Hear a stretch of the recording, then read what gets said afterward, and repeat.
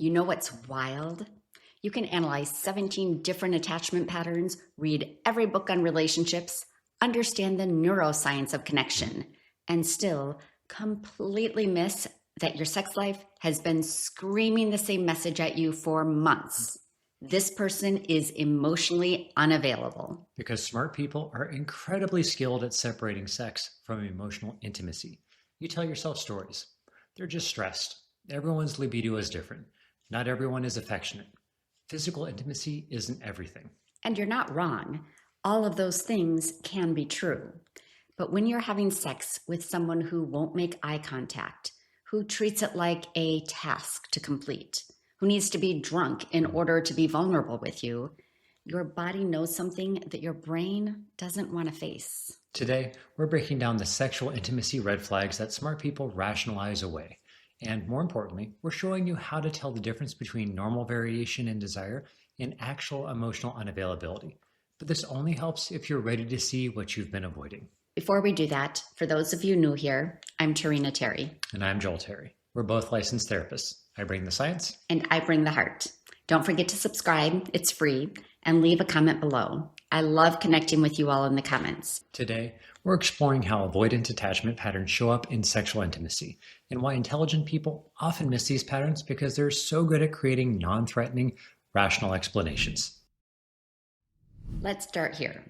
The same pursue-withdrawal dynamic you see in emotional intimacy, it shows up identically in sexual intimacy. But smart people often don't connect the dots because they think of sex as separate from attachment. In attachment theory, we talk about bids for connection, those moments when one partner reaches out for closeness. In the bedroom, sexual initiation is literally a bid for connection. And with avoidant partners, they often respond to these bids the same way they respond to emotional bids, with withdrawal. So what does this actually look like? You initiate more, they pull back more. You try to create emotional presence during sex. They go somewhere else mentally. You want eye contact and tenderness. They prefer lights off and minimal interaction. And here's where your smart brain kicks in. Maybe they're just more reserved sexually. Maybe they were raised to think sex is shameful. Maybe past trauma makes intimacy hard for them. And all of those things can be true. But, and this is crucial, someone who's genuinely working on their barriers to intimacy will be actively addressing them, not asking you to indefinitely accommodate them. This is what we see with smart people. You become the expert on their wounds while they remain passive about healing them. You're reading articles about sexual shame and trauma responses while they're doing nothing to address it. And remember, both people have to do the work. You can't heal someone else's relationship with intimacy. So if you're the only one trying to understand and accommodate their patterns, you're not in a mutual relationship. You're managing someone else's avoidance. Now let's get specific about what sexual intimacy red flags actually look like, because smart people are masters at reframing these as anything but red flags. Red flag number 1, sex without emotional presence. They're physically there, but emotionally checked out. No eye contact, minimal verbal engagement. It feels mechanical, like they're going through the motions. Your smart brain says, not everyone is verbally expressive during sex. Different people show desire differently. True, but someone who's emotionally available doesn't treat sex like a transaction they need to complete to keep you satisfied. Here's the question smart people need to ask. Do you feel connected during sex? Or do you feel like you're having sex at each other? Because there's a massive difference between different styles of sexual expression and someone who uses sex to avoid actual intimacy. Red flag number 2, needing substances to be vulnerable. They can only be affectionate, only initiate, only be present during sex when they're drunk or high. And before you rationalize this with alcohol lowers inhibitions for everyone, ask yourself, why does your partner need their inhibitions lowered to be intimate with you? What are they avoiding when they're sober? Because what you're seeing is someone who can only access vulnerability when their protective parts are chemically suppressed. That's not intimacy. That's bypassing the very thing that makes intimacy possible, which is choosing to be vulnerable. Red flag number 3, desire discrepancy that only goes one direction. They initiate when they want sex, but when you initiate, there's always a good reason it's not a good time. Smart people track this data. You notice, he initiated on Thursday, but the 2 times I initiated this week, he was too tired, too stressed, had too much work.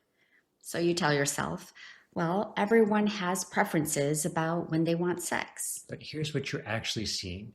They want sex on their terms, in their time frame, when they feel in control. When you initiate, it requires them to be responsive to your needs, to show up for you emotionally, to prioritize your desire over their schedule. And that type of responsiveness to your needs, they can't do it. This isn't about matching libidos. This is about someone who can only be sexual when they maintain complete control over the dynamic. Red flag number 4. Sex is used to avoid difficult conversations. You try to talk about relationship issues, and suddenly they're trying to initiate sex. It's their go-to move to derail emotional intimacy. Your intelligent brain says, well, maybe some people are more physical than verbal. Maybe this is how they reconnect after conflict. And sometimes that's true, when it follows genuine repair. But if sex is replacing communication, if it's being used to avoid addressing problems, if you notice a pattern where every difficult conversation gets redirected to the bedroom, that's not intimacy. That's using physical connection to bypass emotional work. And both people need to recognize this pattern. If you're allowing sex to replace repair because it feels safer than conflict, you're complicit in avoiding the real work too. Red flag number 5. Withholding as punishment or control. When they're upset with you, sex disappears. But they won't tell you what's wrong. They'll just go cold physically. Smart people notice this pattern and think, maybe they just don't feel like sex when we're not getting along, which is normal. Nobody feels sexy during conflict. But there's a difference between naturally not feeling desire during tension and weaponizing sexual withdrawal. The question is, are they withdrawing sexually and communicating about what's wrong so you can repair? Or are they withdrawing sexually as the punishment itself, leaving you guessing what you did wrong?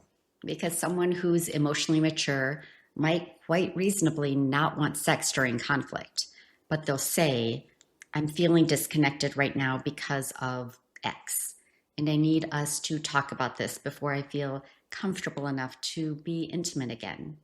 That's healthy boundary setting. But someone who just goes cold, won't tell you why, and uses sexual withdrawal as a tool to control you or punish you, that's not about libido. That's about power and avoidance. So why do brilliant, perceptive people look at these patterns and convince themselves it's fine?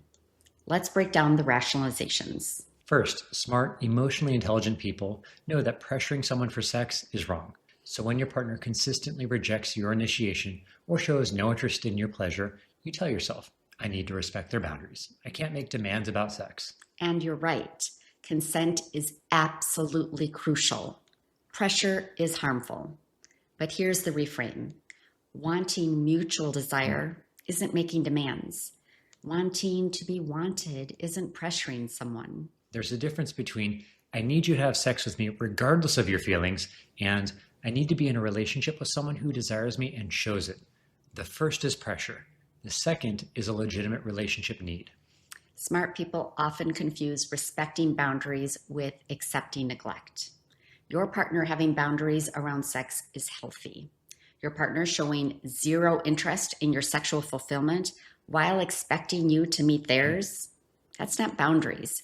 That's selfishness disguised as boundaries. Second rationalization. Everyone has trauma. I need to be patient with their healing. And yes, many people carry sexual trauma or shame that affects intimacy. But, and this is where smart people need to pay attention, trauma explains patterns. It doesn't excuse someone from working on those patterns. Someone who's genuinely addressing their sexual trauma or shame will be in therapy specifically for this issue, communicating with you about what they need, showing small, consistent improvements over time, taking responsibility for their healing, not expecting you to manage it for them.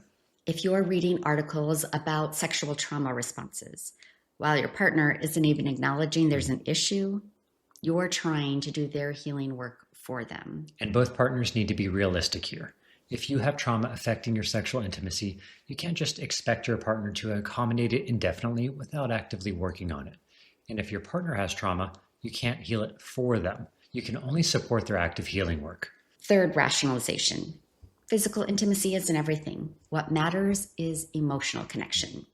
And you're not wrong, but here's what smart people miss. Sexual intimacy and emotional intimacy aren't separate. They're deeply interconnected. When someone can't be present with you sexually, it's almost always reflecting a deeper inability to be emotionally intimate. The bedroom is just the most vulnerable space where that pattern becomes impossible to hide. You can't compartmentalize this. Someone who won't make eye contact during sex, who treats your pleasure as a chore, who can only be intimate when intoxicated. They're showing you their relationship to vulnerability itself. Let's talk about what you should actually be experiencing, because smart people often don't know what healthy sexual intimacy looks like. In securely attached relationships, sexual intimacy includes emotional safety. That doesn't mean every sexual encounter is deeply emotional or that you're staring into each other's souls every time. It means there's an underlying foundation of presence, mutuality, and care. Here's what that looks like practically. Your pleasure matters to them, not because they're performing or trying to prove something, but because your satisfaction genuinely brings them joy. They're present with you. Eye contact feels natural, not threatening. They're not mentally somewhere else. Initiation goes both directions. Sometimes you initiate, sometimes they do, and both feel welcomed. Desire isn't conditional on control. They can be sexually open with you even when they're not the one who initiated or planned it. And this is where smart people need to apply the timeline test from our last video. If you've been communicating about these patterns for months, maybe you've said, I need more emotional presence during sex. Or, I feel like intimacy only happens on your terms. Someone who's genuinely working on this will show measurable change within 3 months. Not perfect change. Not suddenly we have the most connected sex ever, but consistent movement. More eye contact, more initiation or responsiveness from them, more presence, more conversation about what's hard for them and what they're doing about it, or at least taking steps toward this, whether it's through therapy or engaging in psychoeducation, such as reading or listening to YouTube videos or podcasts on the subject. If 3 months pass and nothing has changed except they've gotten better at explaining why it's hard for them, that's your answer. That's not someone working on intimacy. That's someone intellectualizing their avoidance. And this is where your value system has to be stronger than your rationalizing. I will not stay in a relationship where my need for mutual, present, emotionally connected intimacy is treated as optional or demanding. This is where our Inner Circle growth members get access to the Sexual Intimacy Red Flags Worksheet we created for this video. It helps you distinguish between normal variation in sexual expression and actual emotional unavailability patterns. Plus, it walks you through the timeline test specific to sexual intimacy. Because here's what we see with smart people. You often have very reasonable sexual needs. Wanting to be desired, wanting presence, wanting mutuality. But you've repackaged them as nice to haves because you don't want to seem shallow or demanding for caring about sex. Wanting connected, mutual, emotionally present intimacy isn't shallow. It's human. And someone who makes you feel demanding for wanting it, they're the problem, not you. All right, let's get into the neuroscience of why sexual intimacy reveals emotional availability patterns so clearly. Research from Dr. Sue Johnson, the founder of Emotionally Focused Therapy, shows that sexual intimacy and emotional intimacy activate the same attachment systems in the brain. When you're sexually intimate with someone, you're triggering the same bonding neurochemistry, oxytocin, dopamine, vasopressin, that activates during emotional vulnerability. For avoidant partners, this creates a neurological conflict. Their attachment system has learned to associate vulnerability with threat. So sexual intimacy, which biochemically is vulnerability, triggers their defensive responses. This is why you see patterns like needing to be intoxicated, which is suppressing the threat response chemically, avoiding eye contact. Eye contact triggers oxytocin and bonding, which feels threatening, treating sex mechanically. Keeping it physical prevents the emotional bonding cascade. Only initiating when in control, and control reduces the threat response. Now here's what smart people need to understand. This isn't a conscious choice. Your avoidant partner isn't strategically thinking, I'm going to withhold eye contact to avoid bonding. Their nervous system is doing this automatically. But, and this is crucial, Automatic doesn't mean unchangeable. With awareness and active work, people can retrain these responses. Therapy approaches like IFS, EMDR, somatic experiencing, and EFT specifically target these attachment-based nervous system patterns. The science is clear. Someone who's genuinely working on this will be engaging in specific therapeutic interventions, not just being aware of their patterns. And you'll see measurable nervous system changes. They'll be able to tolerate more eye contact, more emotional presence, more vulnerability during intimacy. If you're not seeing these changes over months despite conversations about it, you're not with someone who can't change. You're with someone who won't do the work to change. And that's a choice, not a neurological inevitability. So let's get to the heart of it.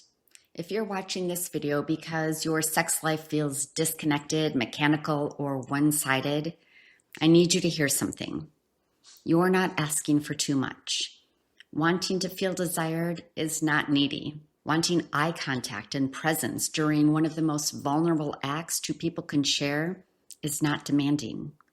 Wanting sex to feel like connection instead of a task someone completes is not unreasonable. You've probably spent months, maybe even years, telling yourself that physical intimacy isn't everything, that you're shallow for even caring about this, that you should be patient while they work through their stuff. But here's what I see happening. You're using your intelligence to justify why it's okay that someone treats your body like it's available to them, but your heart isn't welcome.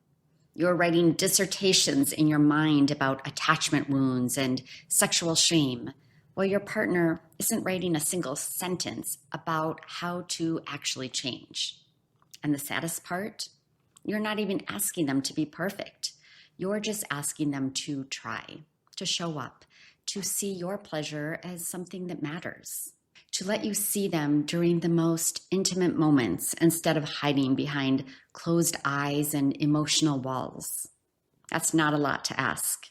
That's actually the bare minimum of what sexual intimacy can be. I know you've been taught that good partners are patient, understanding, accommodating. And you are all of those things, probably too much. But good partners are also honest with themselves about what they need. And you need to be wanted. You need to be seen. You need to feel like your pleasure and your presence matter. Your intelligence is a gift, but it's being weaponized against you when you use it to build a case for why someone's emotional unavailability during one of the most vulnerable moments is actually fine. It's not fine. You know it's not fine. Your body has been telling you that it's not fine every time you feel anxious before initiating, every time you feel invisible during sex, every time you wonder why intimacy with someone you love leaves you feeling more alone. The question isn't whether you should want more. The question is, how long are you going to convince yourself that less is enough? Because you deserve someone who doesn't need 3 drinks to look at you tenderly, who doesn't treat your desire as an inconvenience, who sees being intimate with you as a gift, not a task. But that person can only show up in your life when you stop accepting the person who won't. And both of you need to face this honestly. If you're the avoidant partner watching this, your inability to be emotionally present during sex isn't a personality trait that you get to keep forever. It's a wound that needs healing. And if you're the anxious partner, your willingness to accept disconnected intimacy isn't compassion, it's self-abandonment. You're not too much. You never were. You've just been with someone who gives you too little. Next up, we're continuing the series with why smart people don't see they're being codependent, because intelligence makes you really good at calling codependency empathy or understanding their trauma. We're breaking down the difference. And if you haven't signed up for our free weekly emails, you're missing out. We share relationship insights that don't make it into the videos. Sign up using the link in the description box below, and you'll receive these emails directly to your inbox every Wednesday. Think of it as your midweek boost between our Monday and Friday videos. Subscribe and take care of your heart. And remember, you're not alone. We're all in this together.